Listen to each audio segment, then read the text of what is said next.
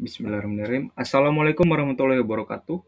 Perkenalkan, nama saya Hegi Abiwana Riswanto dengan NIM 20101150. Di sini saya akan mempresentasikan tugas besar dari mata kuliah Sistem Komunikasi Satelit. Jadi di sini membahas tentang teknologi terbaru. Kemudian saya membuat judul dengan analisis operasi satelit non-GSO saat ini untuk operasi saat ini dan perkiraan masa depan. Next, satelit-satelit dioperasikan di Indonesia dengan melibatkan stasiun bumi di Indonesia dan frekuensi terdaftar oleh Kementerian Komunikasi dan Informatika. Fokus utama adalah pada misi telekomunikasi, termasuk TV dan layanan ATM. Pada orbit geostasioner dari 19 satelit di Indonesia yang diluncurkan antara 1967 dan 2012, sebagian besar adalah satelit telekomunikasi GSO, dengan beberapa satelit observasi bumi non-GSO. Sekitar 3 dari 18 satelit GSO mengalami kegagalan. Otoritas Telekomunikasi Indonesia mencatat 45 pengajuan untuk satelit GSO di Indonesia dan 3 pengajuan untuk satelit non-GSO. Satelit GSO Indonesia yang beroperasi menyediakan 119 transponder C-band dan 5 transponder Ku-band. Tetapi kebutuhan kapasitas yang lebih besar memunculkan keterlibatan 34 satelit GSO asing di Indonesia. Kemudian satelit non-GSO seperti pemantauan jarak jauh, navigasi, dan ilmiah kurang dikenal oleh publik, terutama terbang di luar GSO. Mereka mendukung pemetaan informasi cuaca, eksplorasi sumber daya alam, dan navigasi dengan terbagi di orbit bumi rendah dan menengah.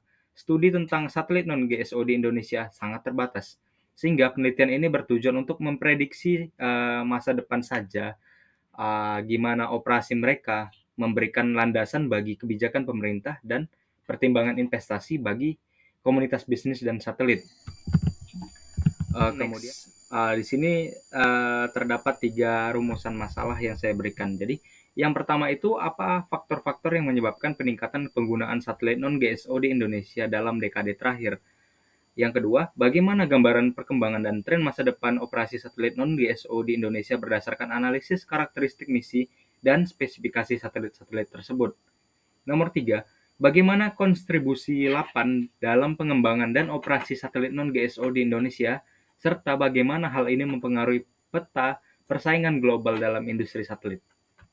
Kemudian di sini terdapat tinjauan teori. Jadi di sini akan menjawab semua pertanyaan daripada rumusan masalah dari slide sebelumnya.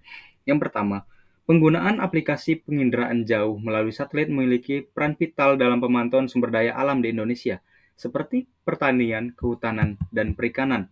Teknologi ini memungkinkan pengumpulan data yang efisien dan akurat dari daerah yang sulit dijangkau secara konvensional, membantu pemerintah dalam pemantauan lingkungan dan mitigasi bencana alam. Selain itu, aplikasi ini mendukung pemetaan, pemantauan cuaca, serta eksplorasi sumber daya alam seperti pertambangan dan perikanan. Kemudian, industri satelit mengalami pertumbuhan pesat secara global dengan tren termasuk pengembangan konstelasi satelit untuk layanan internet global, pemanfaatan satelit untuk IoT dan komunikasi M2M yang biasa digunakan oleh komunikasi IoT, serta peran satelit dalam mendukung kegiatan ilmiah. Dengan memahami tren ini, Indonesia dapat mengidentifikasi peluang kolaborasi internasional, adaptasi teknologi terbaru, dan pengembangan layanan satelit yang relevan dengan kebutuhan domestik. Kemudian yang ketiga ada Lembaga Penerbangan dan Antariksa Nasional atau LAPAN, memiliki peran kunci dalam pengembangan dan operasi satelit non-GSO di Indonesia. LAPAN telah aktif dalam pengembangan satelit penginderaan jauh untuk pemantauan lingkungan, mitigasi bencana, dan pemetaan sumber daya alam. Kolaborasi antara LAPAN, pemerintah, dan sektor swasta dapat mempercepat pengembangan teknologi satelit, meningkatkan akses terhadap data satelit, dan memperluas pemanfaatan satelit untuk kepentingan nasional. Next, di sini terdapat misi dari telekomunikasi non-GSO. Jadi, terdapat 3 jenis misi satelit telekomunikasi non-GSO yang saat ini beroperasi di Indonesia, yaitu telepon seluler, kemudian M2M atau machine to machine, dan amatir. Website PT Amalgam menunjukkan bahwa telepon satelit Iridium digunakan oleh Kementerian Perikanan dan Kelautan Badan Pencarian dan Penyelamatan Nasional, perusahaan minyak milik negara, dan maskapai penerbangan yang menyediakan layanan penerbangan ke daerah terpencil. Kemudian, konstelasi satelit terdiri dari 66 satelit dalam bidang orbit pada ketinggian 780 km.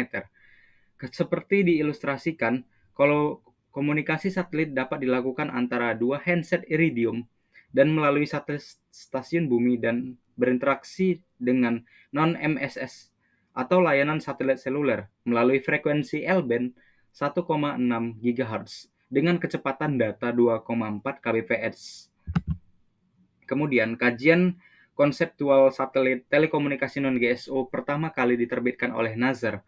Konsep konstelasi terdiri dari 14 mikrosatelit pada orbit khatulistiwa sepanjang 1.500 km untuk memastikan keragaman satelit ganda sebagai layanannya.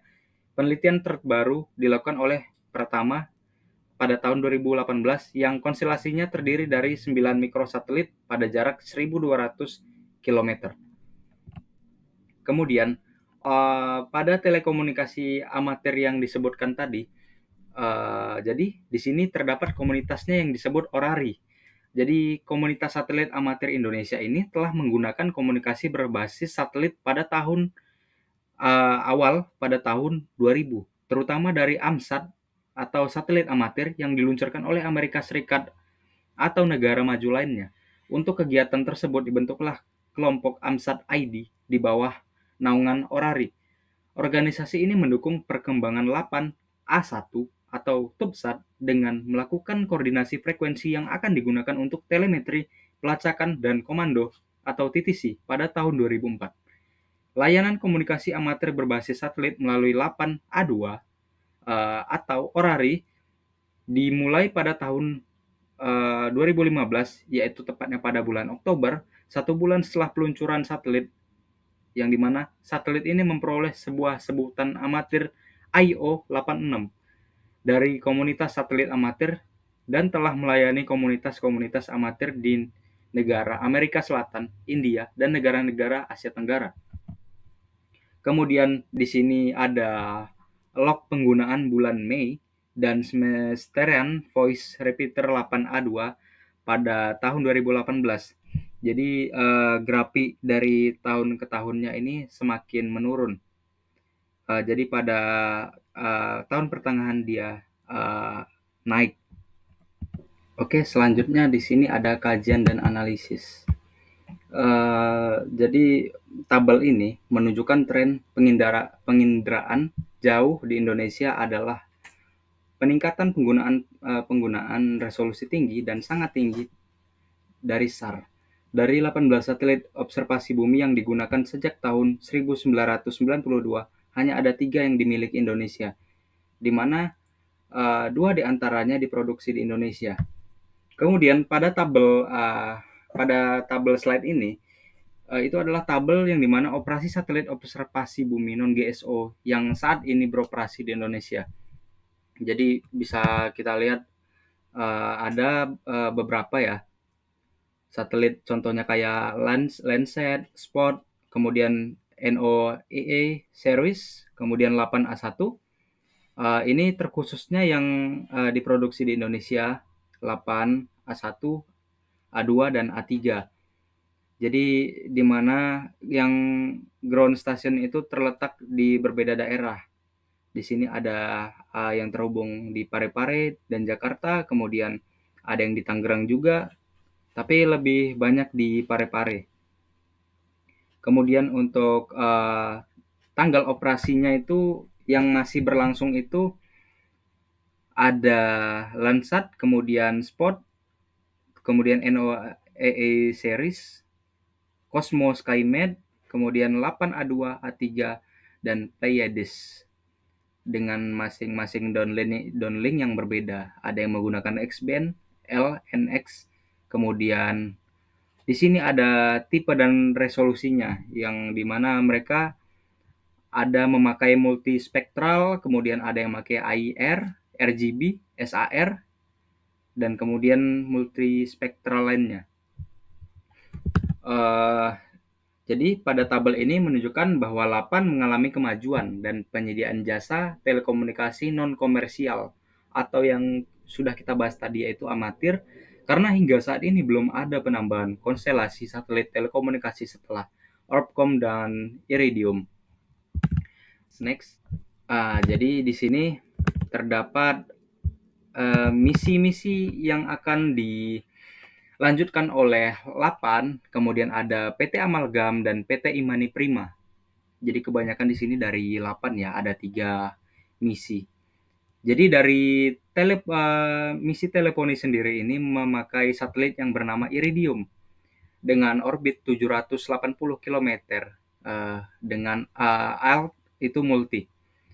Kemudian ada M2M yang dimana misi ini untuk dilakukan untuk misi Internet of Things. Jadi di mana namanya asset tracking menggunakan satelit yang bernama Orbcom dengan orbit 720 km dengan ketinggian itu multi.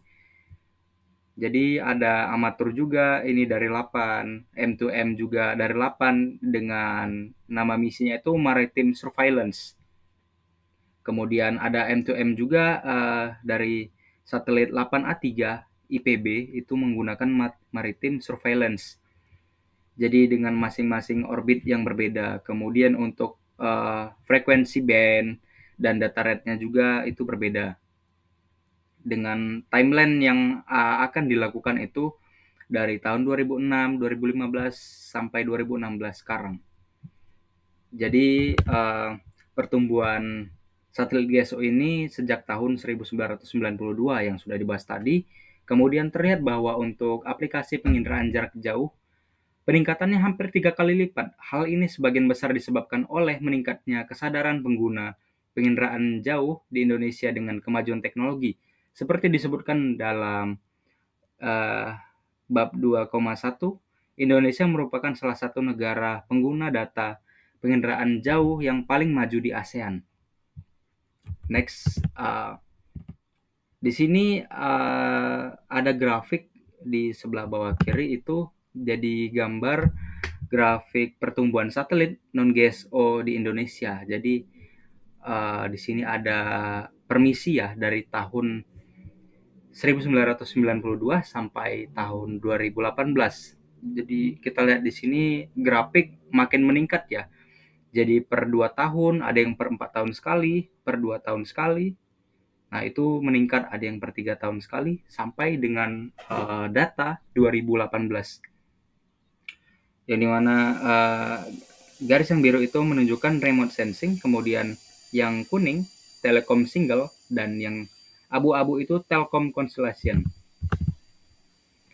Jadi di atas terdapat tabel yang sudah kita lihat ya, itu satelit observasi bumi internasional yang digunakan Indonesia, yang dimiliki oleh Amerika Serikat, Prancis, Kanada, dan Italia. Jadi karena pasarnya internasional, langganan satelit observasi bumi bersifat dinamis atau pengadaannya dilakukan melalui tender, maka sulit untuk memprediksi satelit internasional mana yang akan digunakan di masa depan. Namun satelit observasi bumi yang dikembangkan di Indonesia dapat diprediksi dari rencana strategis dari organisasi Lapan tersebut. Kemudian di sini ada tabel operasi satelit observasi bumi non-GSO juga di masa depan. Jadi ada 3 satelit ya. Jadi TBD ini satelit internasional, kemudian Lapan A4, kemudian satelit Lapan A5 itu berada di Indonesia. Dan ini pemiliknya Indonesia. Kalau TBD ini punya internasional dari produksi luar negeri. Dengan menggunakan tipe multispektral juga, dan downlink dan uplinknya ini mirip-mirip, mereka menggunakan X-band. Hanya berbeda di satelit TBD yang menggunakan uplink tidak tersebut ya di situ. Jadi untuk uplink dari Lapan itu menggunakan S-band. Jadi ekspektasi dari launching satelit mereka itu dari awal tahun 2020 dan tahun 2023. Dan itu bertepatan di Bogor, dan Parepare untuk ground station.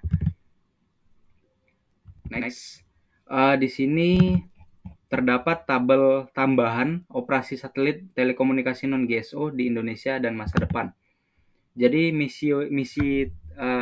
tipe misinya itu ada broadband internet, dan IoT, kemudian IoT, dan yang ketiga itu maritime surveillance. Jadi di sini dengan menggunakan protokol M2M. Kemudian nama satelitnya juga berbeda, ada OneWeb, Telesat 8 dan 8A4. Kemudian untuk orbit ketinggiannya juga berbeda. Paling rendah di sini menggunakan 550 dan frekuensi bandnya menggunakan TBD dan very high frequency. Kemudian launch-nya di sini bisa kita lihat itu pada tahun 2020. Operatornya 8 karena 8 ini memang tertuju pada IoT ya, fokus kepada protokol M2M yang dimana misinya itu maritime surveillance. Oke, kemudian di sini terdapat simpulan dan rekomendasi. Jadi, penelitian ini menunjukkan bahwa pengoperasian satelit non-GSO di Indonesia semakin meningkat. Pertumbuhan tertinggi terjadi pada satelit penginderaan jauh yang penggunanya terutama adalah sektor pemerintah. Pertumbuhan tersebut disebabkan oleh meningkatnya teknologi baru yang membawa aplikasi baru dan produksi satelit observasi bumi di Indonesia. Pertumbuhan ini diperkirakan akan terus berlanjut karena semakin populernya aplikasi penginderaan jauh. Namun, pertumbuhan pengoperasian satelit GSO tidak meningkatkan penggunaan frekuensi dan stasiun bumi secara signifikan karena frekuensi satelit penginderaan jauh telah ditentukan secara ketat. Satelit GEO dan serat optik akan terus menjadi tulang punggung utama layanan telekomunikasi di Indonesia. Satelit non-GSO saat ini baik tunggal maupun konstelasi itu menyediakan layanan aplikasi M2M seperti untuk pengawasan maritim dan pelacakan aset. Masa depan satelit telekomunikasi non-GSO berada dalam mode konstelasi didorong oleh pemain global yang mencoba menyediakan layanan internet ke daerah pedesaan dan pemain nasional yang mencoba menyediakan layanan komunikasi M2M. Peningkatan satelit telekomunikasi non-GSO memerlukan tambahan alokasi frekuensi dan stasiun bumi yang besar. Disarankan agar kajian lebih lanjut fokus pada aspek regulasi frekuensi radio untuk mengantisipasi hal tersebut, pertumbuhan operasi satelit GSO di Indonesia. Next, terima kasih. Mungkin itu saja yang bisa saya sampaikan dari perkembangan teknologi terbaru untuk satelit di Indonesia. Assalamualaikum warahmatullahi wabarakatuh.